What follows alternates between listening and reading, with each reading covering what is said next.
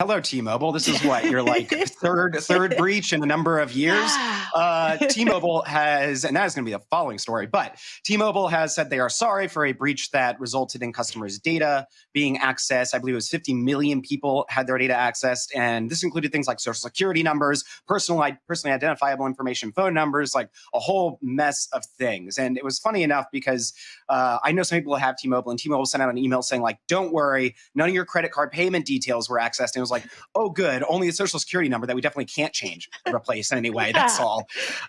So again, this is not the first time, second time. It's even the third time this has happened with T-Mobile. And the 21-year-old American living in Turkey who accessed this data said that their security was basically a hot trash dumpster fire. And that is unfortunately a little bit par the course for telecommunications companies, based on a variety of hackers and other people that I've talked to who have, seen what goes on. But Jen, I want your initial thoughts on this one.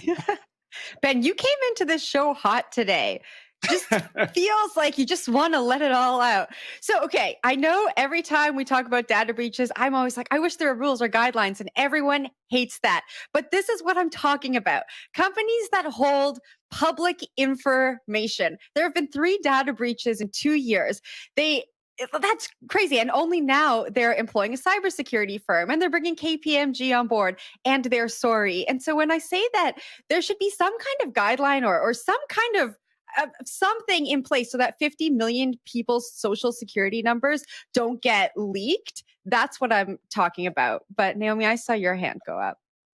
You saw my hand go up, Jen. All right. So the reason this is a terrible idea is because the US government systematically tries to weaken the security of companies. So this isn't something where they're going to step in and save us. They are adding in back doors. They are siphoning up all of this data. They are intentionally weakening our security and privacy systems in order to do this. So they are not the solution here. So I understand the impulse from so many people to say, let's have someone come in and give oversight. But the problem with the current situation is those giving that oversight have completely conflicting interests. Their whole point is to collect as much data as possible. They need that to be easy for them to do. If it's easy for them to do, it's easy for hackers to do. And that's just the reality of the situation. You cannot have cryptographic mathematical protections on these things that are only accessible to some people and not accessible to others. It's just not possible. And so that's why we're in this hot mess right now, where you have the government, instead of putting a focus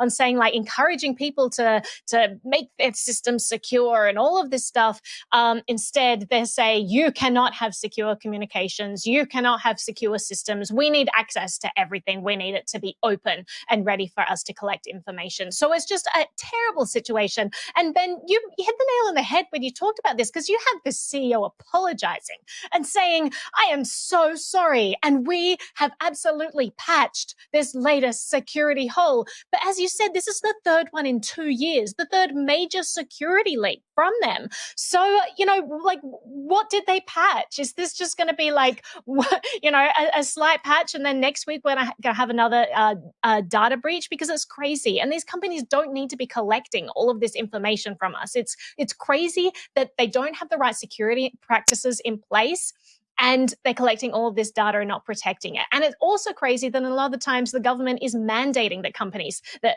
collect this sort of information, knowing that these companies don't have good security practices in place. It's really terrible. It's why I hate all the KYC for the banks, because you have JP Morgan being hacked every other day and all of our data is out there. I don't like that system, because we know JP Morgan can't secure our data, yet the government mandates that they collect it anyway, puts all of us at risk, and it's terrible and it hurts so many people and it just loses people so much money. But Zach, I'm going to throw it to you.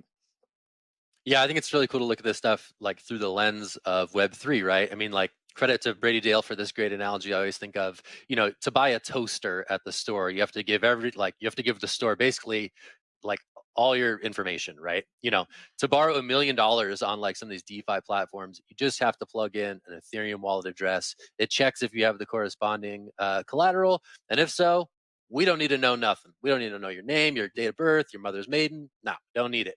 So it's interesting to see that these Web3 systems offer a potential alternative to these data honeypots that we keep seeing over and over and over and over, getting hacked, getting leaked, getting sold on the dark web, and putting consumers' data at risk. So interesting to think about it through that lens. But I'll toss it to you, Ben, for a final thought, and then we'll kick it down to Jen.